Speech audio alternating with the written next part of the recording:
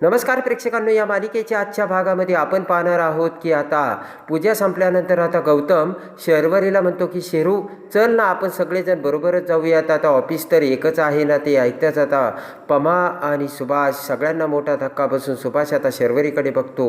तेव्हा आता शर्वरी म्हणते की पप्पा, मी तुम्हाला सांगणारच होते, पण मी ना ऑफिस जॉईन करणारच नव्हते, पण मला आकाश दादा आणि साक्षी वहिनीने खूप आग्रह केला, त्यामुळे मला ऑफिस जॉईन करावं लागलं. आणि आता शर्वरी म्हणते की पप्पा, मी तुम्हाला सांगणारच होते. तर आता सुभाष म्हणतो काही हरकत नाही, आणि मला खात्री आहे माझ्या पोरी माझ्यापासून काहीच लपवणार नाही.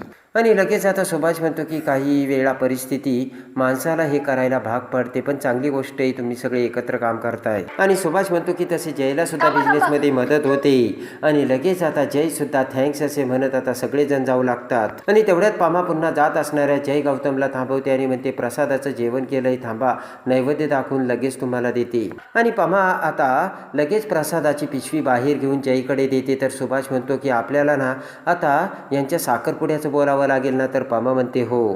पमा म्हणते की आपण साखरपुडा तर करून घेऊयात ना, पुढे एवढे काही मुहूर्तसुद्धा नाही आहेत. आणि पमा म्हणते की लोकांचं आपल्या कानावर येण्यापेक्षा आपणच आपलं काहीतरी ठरवूयात. आणि इकडे आता पमा म्हणते मी कुणावर दबाव टाकत नाहीये, पण आता जे काही आहे ते तुमच्याच हातात आहे. आणि आता जय म्हणतो की काकी मला कळतंय, तुम्ही काळजी करू नका, आणि साखरपुड्याच्या बोलणीसाठी आपण उद्याच भेटूयात. आणि जय म्हणतो की मी आईशी बोलेन, आणि हात जोडून जय आता निघतो. आणि इकडे आता समायरा ही केबिनमध्ये इंटरव्ह्यू घेत असते. एक मुलगी आता सायलीच्या जागेवर इंटरव्ह्यूसाठी आलेली असते, पण समायरा तिला म्हणते की इथे तुमच्यासाठी ओपनिंग नाही, आणि समायरा तिला घालून लावते. तर तेवढ्यात मॅक आता समायराच्या केबिनमध्ये येतो आणि म्हणतो की तुम्ही इथे एकट्याच आहे का, कोणाशी बोलत होते? तर समायरा म्हणते की मी एकटीच दिसते ना तुला. मग तर आता मॅक म्हणतो मग बोलत कुणाशी होत्या, भूतभीत आहे की काय इथे? अरे बापरे. तर आता समायरा म्हणते की काय काम आहे? मॅक म्हणतो माझं काहीच काम नाही, इंटरव्ह्यूसाठी अजून 3 कॅन्डिडेट आले, त्यांचा इंटरव्ह्यू घ्यायचा. समायरा म्हणते की अजून 3 कॅन्डिडेट? आणि मॅक आता बाहेर येतो आणि शर्वरीला म्हणतो की त्या समायरा मॅडम आहे ना, त्यांना कशाला मुलांची इंटरव्ह्यू घ्यायला लावली काय नु, त्यांना कंटाळा आलाय, त्या नीट इंटरव्ह्यू घेत नाहीयेत. आणि इकडे आता जय आणि गौतम ऑफिसमध्ये येतात. तर आता इकडे गौतम म्हणतो की मला ना साक्षी ऑर्गॅनिकमध्ये प्रोजेक्टचं काम करायचं आहे बरं का. तर आता जय म्हणतो की हे बघ, प्रोजेक्ट अगोदर नीट समजून घे, त्याचा स्टडी कर व्यवस्थित. आणि गौतम म्हणतो की मला हेल्प करायला तू करशील ना मदत? तर लगेच आता जय म्हणतो मी आहे. आणि जय म्हणतो तशी ही शर्वरी परब आहे तुला मदतीला तुझ्या. तर आता गौतम म्हणतो त्या शर्वरीवर तुझा एवढा विश्वास आहे? तर जय म्हणतो शर्वरीवर नाही, तिच्या कामावर. उठून उभा राहत गौतम म्हणतो की अरे तिच्या कामावर विश्वास आहे का तुला? या शर्वरीला काही दिवसापूर्वी तू कामावरून काढणार होतास. आणि जय म्हणतो की आता कामावर तिच्या तुझा विश्वास बसलाय. तर आता जय म्हणतो की आपण कामासंबंधी बोलूयात का? आता इकडे गौतम म्हणतो की एवढा शर्वरीवरती विश्वास आहे का तुझा, आणि एवढी स्मार्ट आहे का ती? आणि आता गौतम म्हणतो की खानोलकराच्या मुलाला तिला तू ट्रेन करायला सांगतो, एवढी ती स्पेशल आहे का? जय म्हणतो स्पेशल बिशल काय नाही. जय म्हणतो की पण कामात प्रामाणिकपणा आहे, काम सांगितलं की ती वेळेत पूर्ण करते. आणि जय म्हणतो की पण एकदा का बोलायला सुरुवात केली तिने की ती दुसऱ्याचा काटाच काढते. आणि तेवढ्या शर्वरी तिथे येते. तर उठून उभा राहत जय म्हणतो की नॉक करून येता येत नाही का? बघ हा सुद्धा हात करून पुढे उभा राहतो राहिलाय. आणि लगेच आता शर्वरी म्हणते की सॉरी, पण काटा कुणाचा काढलाय? आणि लगेच आता शर्वरी म्हणते की सर मी तुम्हाला काही मेल केले ते वाचून ना लगेच मला रिप्लाय द्या. तर जय म्हणतो की आता वाचू का? आणि शर्वरी जाऊ लागतात. लगेच गौतम शर्वरीला थांबवतो आणि म्हणतो शर्वरी तुम्ही अगदी वेळेत टायमिंगला आलेत. आणि लगेच आता शर्वरी म्हणते का? तर गौतम म्हणतो की दादाने तुला मला ट्रेन करायची रिस्पॉन्सिबिलिटी दिली. तर शर्वरी खुशी होते आणि म्हणते की मी, आणि हे तर चांगलंच आहे, मी तुला ना एका झटक्यात ट्रेन करील. तर लगेच शर्वरी जयकडे बघते. शर्वरी म्हणते की खरं तर मी सगळ्यांनाच चांगली ट्रेनिंग देऊ शकते, बायकांशी कसं वागायचं कसं बोलायचं, अशी शर्वरी जयकडे बघत बोलते. जय म्हणतो आता फक्त याला ट्रेन करायचं, साक्षी ऑर्गॅनिकची सगळी माहिती याला सांग. आणि गौतम म्हणतो की शर्वरी दादा तुला खूप ट्रेस करत होता, त्याचं असं म्हणणं आहे की तू खूप स्मार्ट आहे, मेहनती आहे. आणि गौतम म्हणतो की तू सगळ्यात महत्त्वाचं म्हणजे क्रायसिसमध्ये घाबरत नाही आहे. तर शर्वरी खुश होते आणि म्हणते की खरंच हा माझी तारीफ करत होता का? आणि गौतम म्हणतो की अजून काय बोलत होता माहिती आहे का? तर शर्वरी म्हणते काय? आणि आता जय म्हणतो तुम्ही कामाचं बोलणार आहात का बडबड करणार आहात, नाहीतर बाहेर जाऊन बडबड करा. आणि इकडे आता जय हा घरी येतो आणि घरी येताच आता तेजू ही काम करत असते. तर जय म्हणतो की आई थोडंसं बोलायचं होतं. तर तेजू म्हणते बोल ना. बसतच आता जय म्हणतो की गौतमच्या साखरपुड्याचं बोलायचं होतं, म्हणजे आता आपलं सगळं ठरलंय ना, तर मग काय हरकत आहे. तर तेजू म्हणते काय ठरलंय. आणि तेजू म्हणते की काय ठरलंय हे तुझ्या लक्षात आहे ना. तर जय म्हणतो की लक्षात आहे माझा, मी काहीच विसरलो नाही. आणि जय म्हणतो की पुढची बोलणी करून घेऊयात ना, आणि एंगेजमेंटची डेट तरी फायनल करता येईल. तेजू म्हणते हा आठवडा किती बिझी आहे, आपल्याकडे क्लायंट्स येणार आहेत, त्याच्या खूप मीटिंग्स आहेत ना रे. जय म्हणतो की अगं असं काय करतेस. तर तेजू म्हणते नेक्स्ट वीकमध्ये ना खूप मीटिंग्स आहेत आणि आपण खूप बिझी आहेत. जय म्हणतो हे सुद्धा तेवढंच महत्त्वाचं आहे आई. जय म्हणतो की मी तुझी अट सुद्धा मान्य केली, गौतमचं लग्न एवढ्यात नाही होणार, सगळ्यांना दिसतंय. जय म्हणतो की एंगेजमेंट झाली तर निदान त्यांना थोडा दिलासा तरी मिळेल आई. आणि जय म्हणतो प्लीज आई आपण त्यांना भेटूयात, बोलणं तरी थोडं पुढं सरकवता येईल. आणि लगेच आता हसतच जयकडे बघत तेजू म्हणते की इतक्या दिवस गौतम मांजर होता आणि तू त्याचा तर आता माऊपीस झालाय. आणि लगेच आता आजी म्हणते काय ग जय काय चुकीचा बोलतोयस तेजू, तो जो काही बोलतोय तो बरोबर बोलतोय आणि सगळ्या गोष्टी कशा वेळेत व्हायला हव्यात.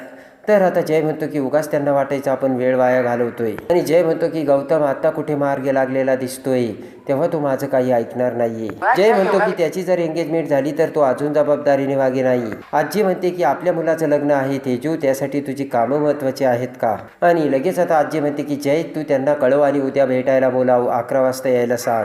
तर जय म्हणतो ठीक आहे. आणि आजी म्हणते की त्यांना उगाच वाट बसायला लावायची काहीच गरज नाहीये. आणि आजी म्हणते की तेजू आता मी सांगते तसंच कर, त्यांना फोन कर आणि बोलावून घे. आणि आजी तेथून निघून जाते. आणि घाबरतच मोबाईल घेऊन जय आता फोन करायचा आहे असे म्हणत आता तेजू समोरून निघून जातो. आणि इकडे आता आजीने परवानगी दिल्याची आता जय हा गौतमला सांगतो आणि म्हणतो की झाला का आता हॅप्पी. आणि आता गौतम म्हणतो की 1 मिनिट मी फोन लावून देतो, तूच बोल, घरातला मेन माणूस आहे तू. आणि इकडे आता जय हा फोन लावताच आता गौतम म्हणतो स्पीकरवर टाक. तर इकडे आता अनु म्हणते पप्पा तुमचा फोन वाजतोय. तर सुभाष फोन घेतो आणि तेवढ्यात आता फोन घेत आता इकडे आता जय म्हणतो नमस्कार काका मी जय खानोलकर बोलतो. तर लगेच आता नमस्कार घालत आता सुभाष हा पमाला बोलावतो. आणि लगेच आता पमा आसावरी तिथे येतात. तर जय म्हणतो की आम्ही खुशाल आहोत आणि साखरपुड्याची बोलणी करायची होती, तेव्हा उद्या तुम्ही आमच्याकडे याल का. तर आता सुभाष म्हणतो की तुमच्याकडे. आणि सुभाष गप्प होतो. तर जय म्हणतो काय झालं काका. आणि सुभाष आता इकडे अडखळत म्हणतो की उद्या ना येतो. तर जय म्हणतो उद्या सकाळी 11 वाजता यायचं. आणि लगेच आता गौतम म्हणतो की आशूला घेऊन या. तर पटकन तिथे शर्वरी येते. आणि इकडे आता जय म्हणतो की सगळ्यांनाच घेऊन या. तर सुभाष म्हणतो येतो. आणि इकडे आता सगळ्यांना खूप आनंद होतो. तर लगेच आता सुभाष खाली मोबाईल घेतो, मोबाईल कट झालेला नसतो. आणि सुभाष शर्वरीला म्हणतो की अगं उद्या साखरपुड्याला बोलावलंय. आणि लगेच आता सगळ्या जणी आता नाचत गाजत आनंदाने ओरडू लागतात. तर आता ते सगळं गौतम ऐकतो. आणि लगेच आता सगळ्या जणी आता आसावरीला म्हणतात की लाजली बघ लाजली. तर इकडे गौतम खुश होतो. आणि तेवढ्यात आता शर्वरी म्हणते की पप्पा फोन. तर सुभाष फोनवर बोलू लागतो. जय म्हणतो की तुम्ही सगळेजण या आणि थँक्यू म्हणू नका, कारण माझ्या भावाच्या सुद्धा आयुष्याचा प्रश्न आहे. आणि पटकन आता शर्वरी ही सुभाषकडून फोन घेते आणि बोलायला बाहेर जाते. आणि इकडे आता शर्वरी बाहेर येत म्हणते की हॅलो शायनर, तू काय कमाल आहेस आणि तू काय कमालीचा बोललास. फोन आता गौतमकडे असतो, लाऊडस्पीकरवर असतो आणि गौतम हसत असतो. आणि लगेच आता शर्वरी म्हणते की थांब मला बोलू दे आता. आणि तुला माहिती नाहीये तू एवढा कमालीचा असेल आणि तू डायरेक्ट सिक्सर मारला शायनर. आणि लगेच आता जय हा आता दमदाटी करून गौतमकडून फोन ओढून घेतो आणि कट करतो.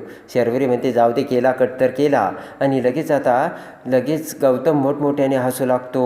आणि जय म्हणतो की काय मुलगी आहे ही. गौतम आता मोठमोठ्याने हसू लागतो आणि म्हणतो की दादा बघ तुझा चेहरा कसा लाल झालाय. तर आता जय म्हणतो की ही कोणती भाषा आहे, आम्ही काही मित्र आहोत का, आणि ही कोणती अशी भाषा. आणि इकडे आता जय हा लाडाने गौतमला बाहेर काढतो. तर इकडे आता शर्वरी विचार करत म्हणते की शायनरने आज काय मस्त काम केलंय. आणि तेवढ्यात आसावरी शर्वरीकडे येते आणि म्हणते की ताई तुझ्याशी जरा बोलायचं होतं. आणि शर्वरी बसत म्हणते की बोल ना ग. तर लगेच आता आसावरी म्हणते की साखरपुड्याला उद्या जायचं ना, हे क्षण असे डोळ्यात भरल्यासारखे वाटतात. आणि मला सगळं आठवतं मी कशी गौतमच्या प्रेमात पडले, आम्ही कसं प्रेमात पडलो, आणि मी प्रेमात पडेन असं मला वाटलं देखील नव्हतं. आसावरी म्हणते की मला नेहमी असंच वाटायचं, प्रेम हे नेहमी सुंदर आणि स्मार्ट मुलीवरच करतात. आणि आसावरी म्हणते मी कुठे तशी. तर शर्वरी म्हणते की काहीही काय बडबडतेस तू, वेडी आहे का. आणि आसावरी म्हणते की थांब मला बोलू दे. मग गौतम माझ्या आयुष्यात आला आणि त्याने माझ्यावर जीवापाड प्रेम केलं. आणि आसावरी म्हणते मी कित्येक वेळा त्याला नकार दिला होता, पण त्याने स्वतःचा जीव देण्याचा प्रयत्न केला. आणि आसावरी म्हणते मला कधीच वाटलं नव्हतं माझ्यावर कोणी इतकं प्रेम करेल म्हणून. आणि आसावरी म्हणते की जेव्हा तो मला भेटला तेव्हा मला वाटलं नव्हतं तो पुढे जाऊन माझ्या आयुष्यात येणार आहे. तो मला सुरुवातीला पहिल्यांदा खूप अल्लड वाटला ग.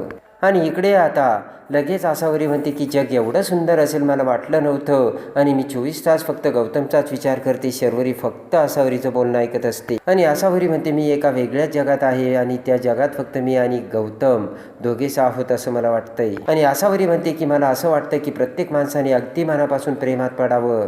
तर शर्वरीला आता जयची आठवण येते. आणि लगेच आता आसावरी म्हणते तुला नाही वाटत का की कुणाच्या प्रेमात पडावं. तर आता शर्वरीच्या डोळ्यासमोर जय येतो. आणि त्यानंतर आता दुसऱ्या दिवशी सगळेजण साखरपुड्याची बोलणी करायला आता खानोलकरांच्या घरी येतात. तर आता इकडे शर्वरी ही घर बघत बघत आता जयच्या रूममध्ये येते आणि म्हणते की ही कुमनाची रूम असेल. आणि त्याच वेळेस आता तिथे शर्वरीला चाफ्याचं फूल दिसतं आणि ते चाफ्याचं फूल जयच्या केबिनमध्ये आता शर्वरीने ठेवलेलं असतं. आणि ते फूल बघून ही जयची रूम आहे हे शर्वरीच्या लक्षात येतं. तर तेवढ्यात फ्रेश होऊन जय आता तिथे येतो आणि शर्वरीला बघत म्हणतो की तू इथे काय करतेस. तर शर्वरी जयकडे बघते आणि त्याच वेळेस जयच्या कमरेचा टॉवेल खाली पडतो. तर मोठ्याने ओरडत शर्वरी म्हणते की तुझा टॉवेल पडलाय बघ. आणि शर्वरी बाहेर जाते. तर पटकन आता गौतम त्याचा टॉवेल आता कमरेला लावतो आणि दोघेही प्रेमाने आता एकत्र आलेले असतात. आणि जयचे सगळ्यात मोठे सिक्रेट आता शर्वरीसमोर आलेलं असतं आणि ते म्हणजे जयसुद्धा आपल्या प्रेमात असल्याचे सत्य. आणि ते आता शर्वरी आणि जय एकमेकांच्या प्रेमाची कबुली कशी देणार हे बघण्यासाठी आणि या मालिकेच्या डेली अपडेटसाठी आपल्या चॅनलला लाईक करा, सबस्क्राईब करा.